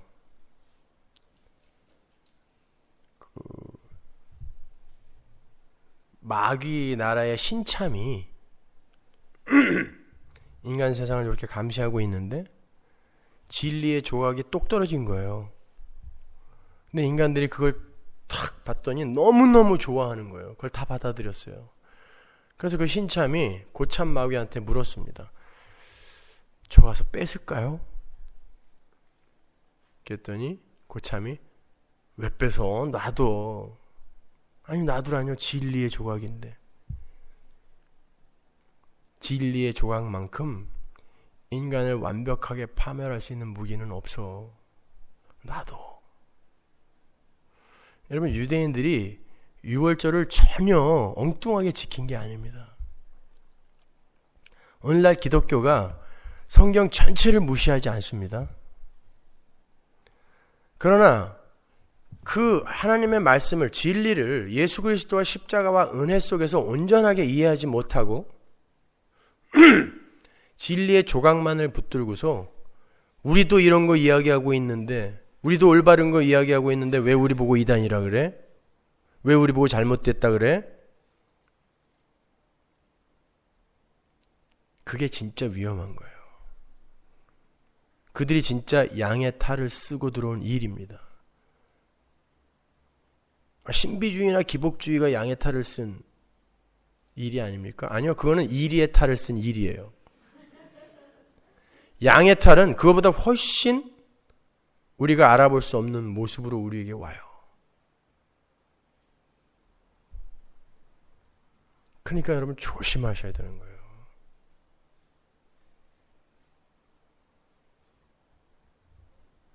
예수 엉뚱하게 믿고 죽도록 고생만 하고 지옥까지 가면 얼마나 불행합니까, 그 삶이. 그래서 좀 더 진지해지자는 거예요, 여러분. 제가 그래서 말씀이 떨어지는 곳에서는 빠지지 말고 오셔서 배우셔야 돼요. 집에서 CD 듣고 테이프 듣는 거는 그거는 10분의 1도 안 돼요. 여러분이 이곳에 와서 실제로 고민하며 하나님의 임재가 있는 교회의 모임에서 받는 은혜와는 천지 차이인 거예요.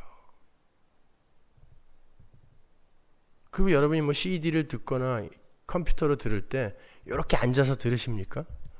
왔다 갔다 기저귀 갈았다가 설거지 했다가 못도 박으러 갔다가 시장도 갔다가 조금씩. 그러니까 자기가 듣고 싶은 것만 기억에 남는 거예요, 이렇게. 그래갖고 전혀 전체의 맥은 파악을 못하고 자기가 듣고 싶은 것을 자기가 갖고 있는 것에다가 이렇게 덕지 붙여가지고 뭐 이상한 괴물 같은 그런 교리와 신학을 갖고 있는 사람들이 있어요. 여러분, 말씀을 배우고 하는데 여러분 더 진지해지셔야 돼요, 여러분.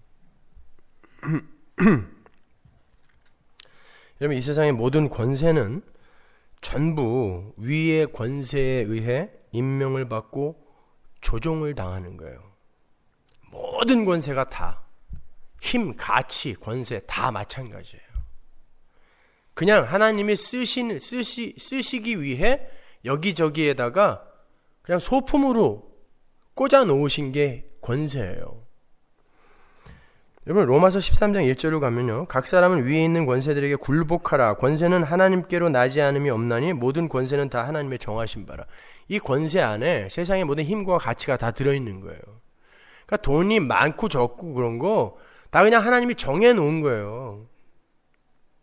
여러분이 필요한 만큼 하나님은 다 정해놓으셨어요 이미. 그러니까 많이 나눠주세요 여러분. 많이 나누세요.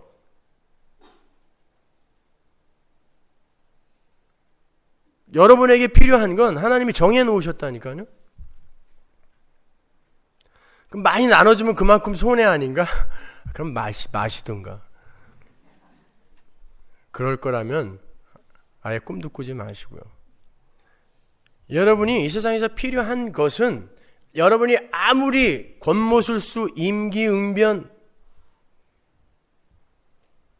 사기 이런 걸 동원하여 끌어모으려고 해도 죽도록 모아놓으면 한 방에 날아가고 죽도록 모아놓으면 한 방에 날아가고 그래요. 여러분이 하나님의 백성이 맞다면 왜? 그 권세는 정해져 있거든요. 그러니까 너무 조바심 내면서 그런 거 모으려고 시간을 허비하시면 안 돼요. 잠언 8장 15절 나로 말미암아 왕들이 치리하며 방백들이 공의를 세우며 나로 말미암아 재상과 존귀한 자고 세상의 모든 재판관들이 다스리느니라. 인기 있는 자, 힘 있는 자도 다 누가 세우신 거예요? 하나님이 세우신 거란 말입니다. 그럼 놔두세요. 알아서 해 먹으라고.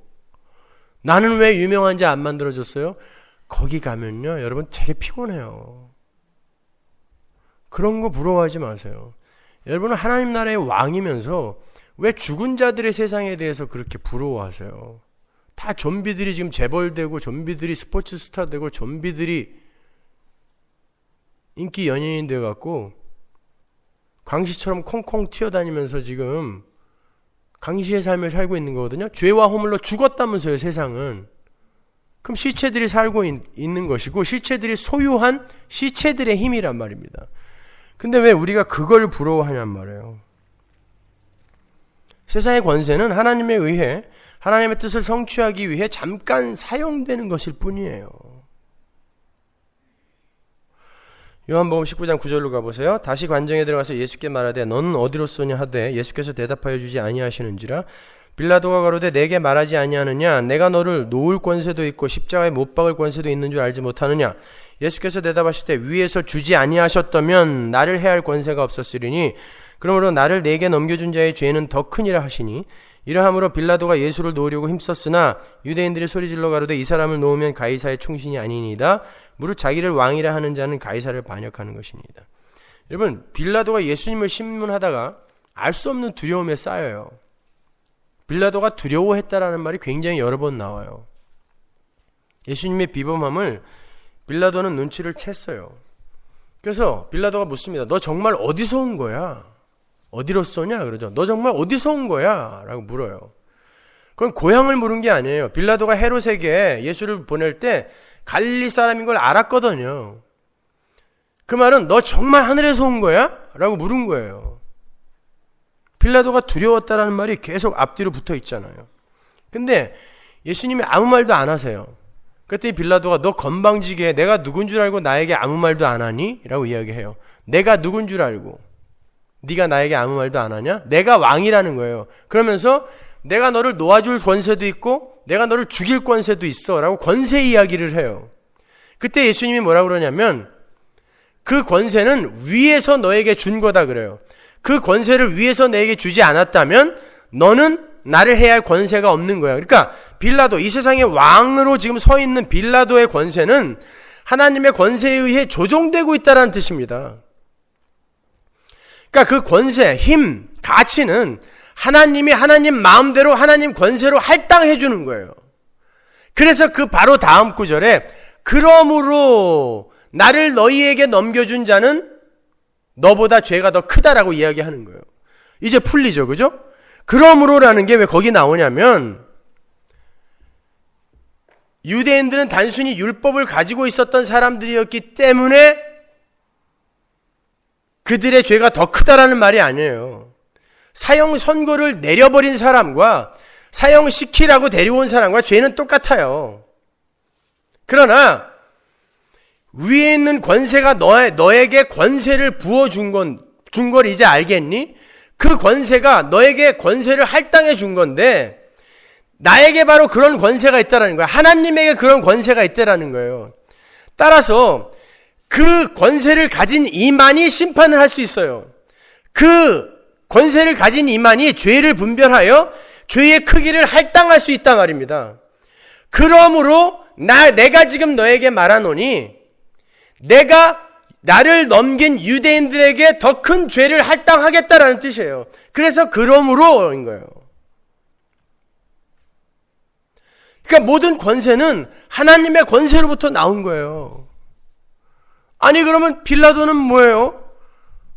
그렇게 하나님으로부터 권세를 받아서 하나님에 의해 조종당해서 예수님에게 사형 언도 내리고 지옥에 가요.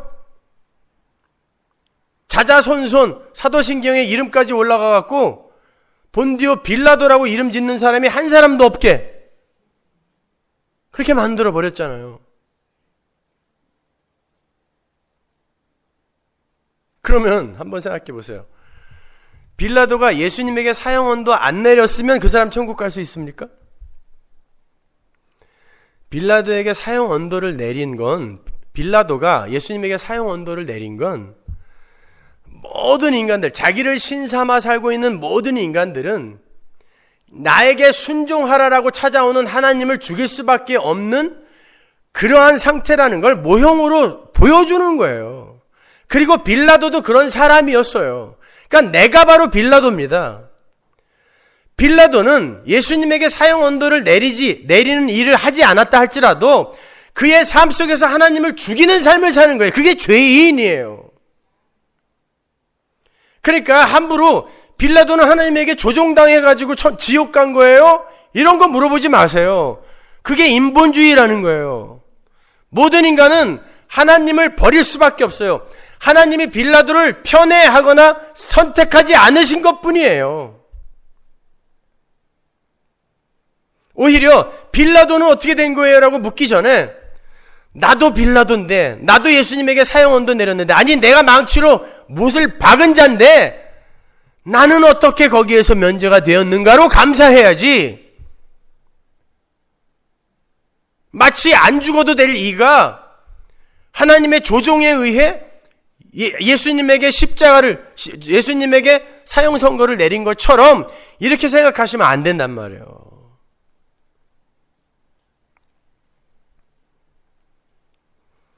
그 빌라도는 누구다? 나예요, 나. 여전히 이 세상의 중심이 되고 싶어 하는 나. 여전히 이 세상 신으로 살고 싶어 하는 나. 근데 하나님이 왜 예수를 믿고도 우리의 모습을 이렇게 여전히 세상 신이 되고 싶은 모습으로 폭로시키세요? 가면 벗으라고요. 가면 벗으라고.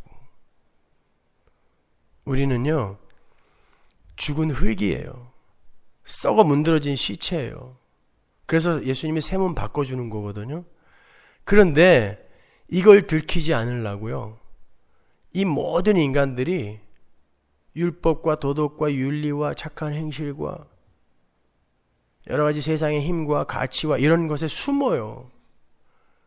근데 그렇게 자기를 숨기는 행위가, 나에게 가면을 씌우는 행위가 마치 선풍기 아줌마의 얼굴 속에 들어가서 살이 되어버린 공업용 유지, 콩기름처럼 내 살이 되어버린단 말입니다.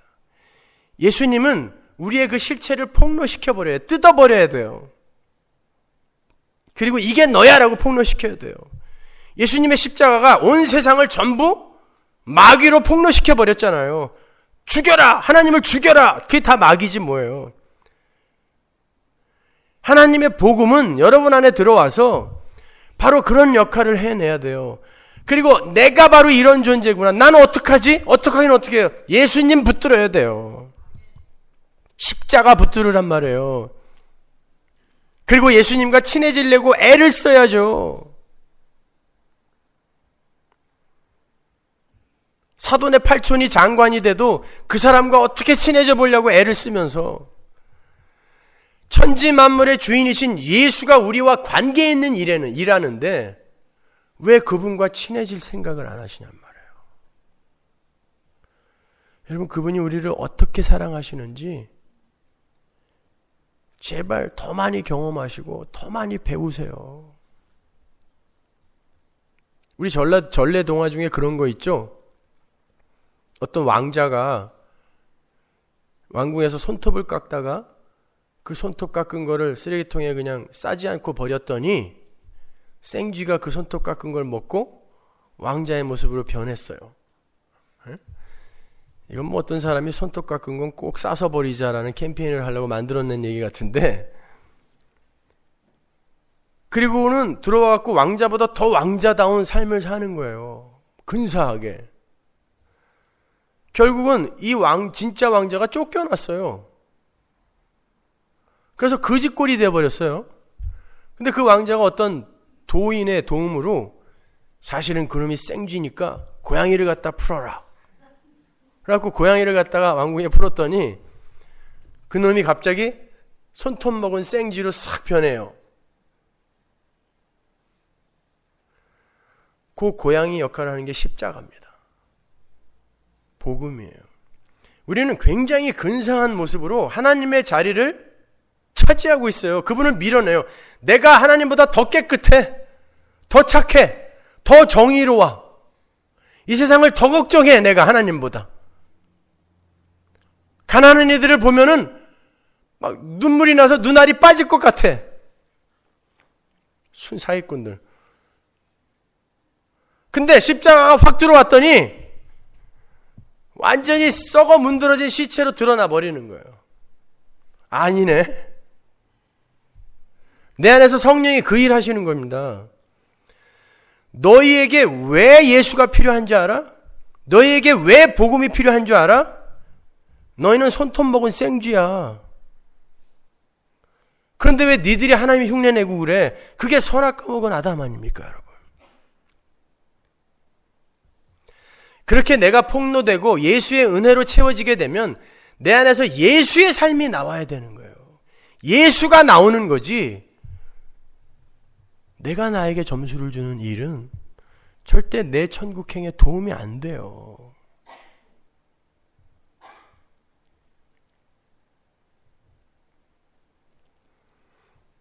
그러니까 오직 예수예요. 오직 예수. 우리 교회 표 아닙니까? 오직 예수. 오직 은혜. Only by grace. 오직 예수. 여러분의 그 어떤 것도 진리와 길이요 생명이 될 수가 없어요. 예수만 길이고 진리요 생명이에요. 대단하게 사람들한테 인기 끌려고 하지도 마시고 유명한 자 되려고 하지도 마세요. 그럼 뭐 대단하게 깨끗한 사람으로 칭찬받으려고 하지도 마시고 오히려 그런 일들이 드러나게 되면 그냥 숨어주세요.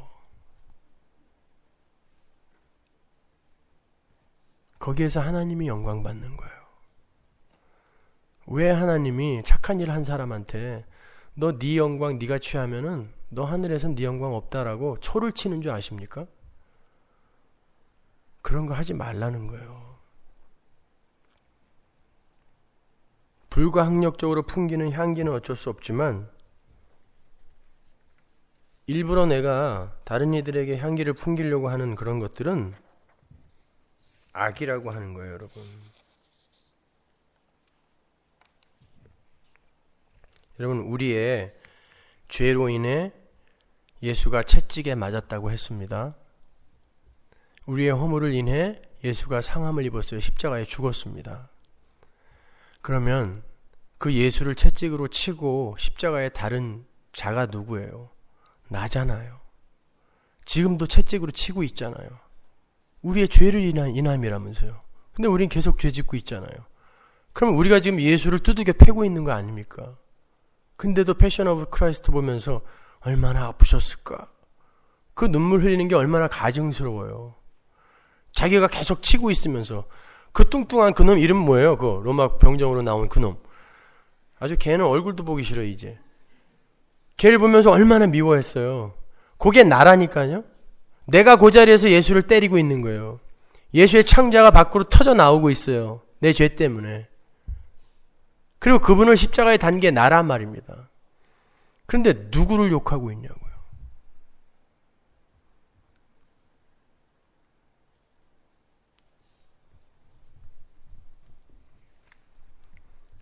여러분, 예수님은 이 땅에 오늘 본문에 나오는 그런 거짓골로 서 있는 예수님의 모습처럼 은닉되어져 오세요. 여러분의 모든 소원을 척척 들어주고 여러분이 원하는 걸 다 고쳐주고 야망과 비전을 성취해주고 하는 그런 대단한 왕의 모습으로 오는 게 아니라 홍포 입고 머리에 가시관 쓰고 맞아 죽는 모습으로 온단 말입니다.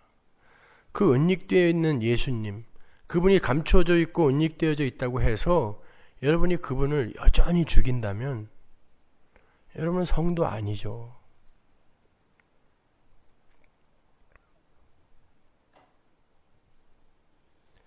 예수님은 이몽룡, 거짓골을 한 이몽룡처럼 오시는 거예요. 그런데 하나님의 은혜를 입은 자들이 금준, 미주, 옥반가효, 총루, 낚시, 운운하는 시를 알아먹고 냅다 도망가는 거예요. 어디로? 십자가로. 모르는 놈들은 야, 저 거지 새끼 쫓아내고 기생들이나 더 불러라 이렇게 내가 신나게 놀다가 능지처참 당하는 거예요. 거기서.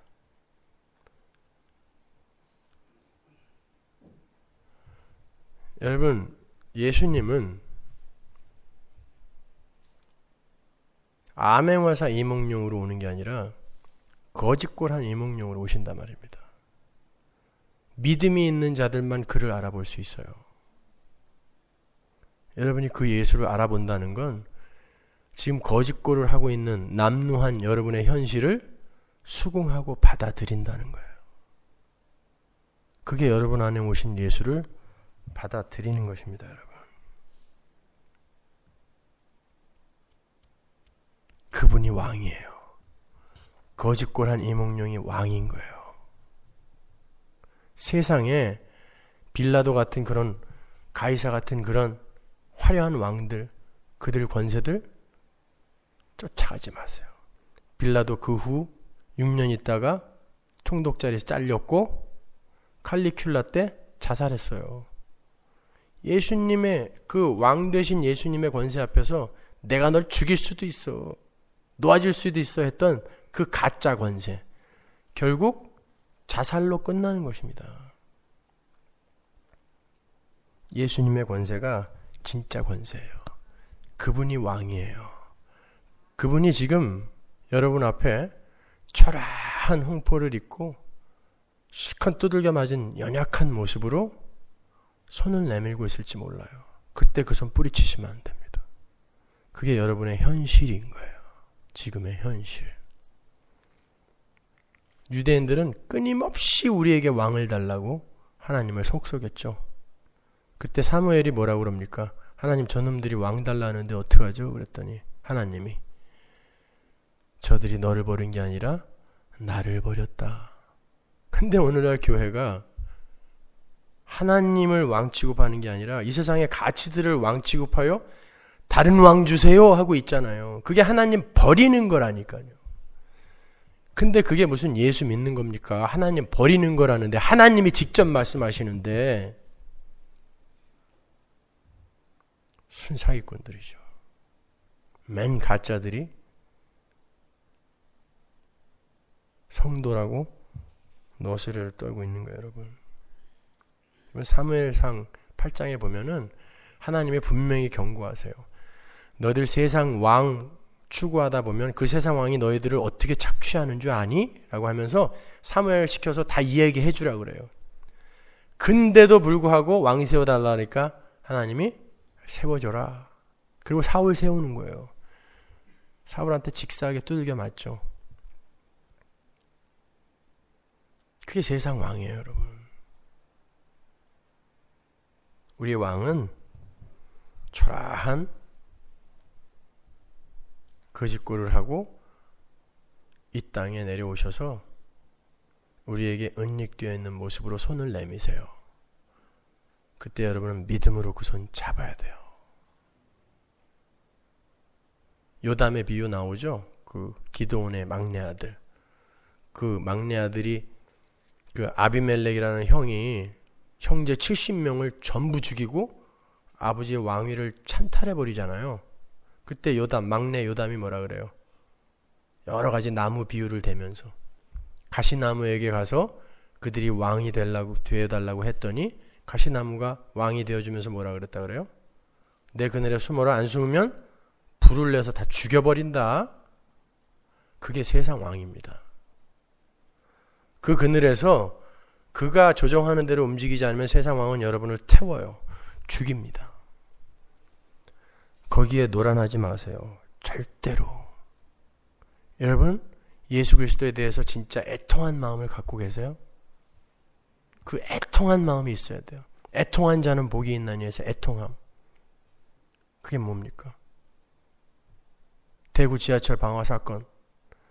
거기에서 아들 잃었던 어떤 분이 인터뷰를 했었어요. 뭐라고 분이 그러시냐면 울부짖으면서 이렇게 세상에 악한 인간들이 많은데 왜 하필 내 아들, 그 착한 내 아들이냐고 엉엉 우는데 이 세상에 그렇게 악한 놈들 많은데 그 놈들은 하나도 안 죽고 왜 하필 착하디 착한 내 아들이냐고. 그게 애통함입니다. 왜 이 세상에 좀비 같은 인간들 때문에 왜 그 예수가 죽어야 되냐고. 그 마음이 우리 마음에 있어야 돼요. 그것을 알기 위해선 내가, 예수를 죽인 내가 얼마나 악한 존재인지를 여러분 자신에게 폭로당하셔야 돼요. 그리고 그걸 확실히 아셔야 돼요, 여러분이. 다른 사람 안에서 찾으려고 하지 말고 내가 얼마나 악당인가를 찾아보세요. 하나님이 보여주실 거예요. 그런데 어떻게 나는 살아있고 예수가 죽었냐고. 그 애통한 마음이 있어야 돼요. 그때 그 돌아가신 예수를 내가 사랑할 수 있는 거예요. 그 착한 아들 보내놓고 얼마나 원통한 눈물을 흘렸겠어요. 그 아버지가 그 사랑하는 마음에서. 그게 우리의 애통이에요. 그게 성도에게서 흘러야 할 눈물인 것입니다. 그렇게 하나님 사랑하셔야 돼요.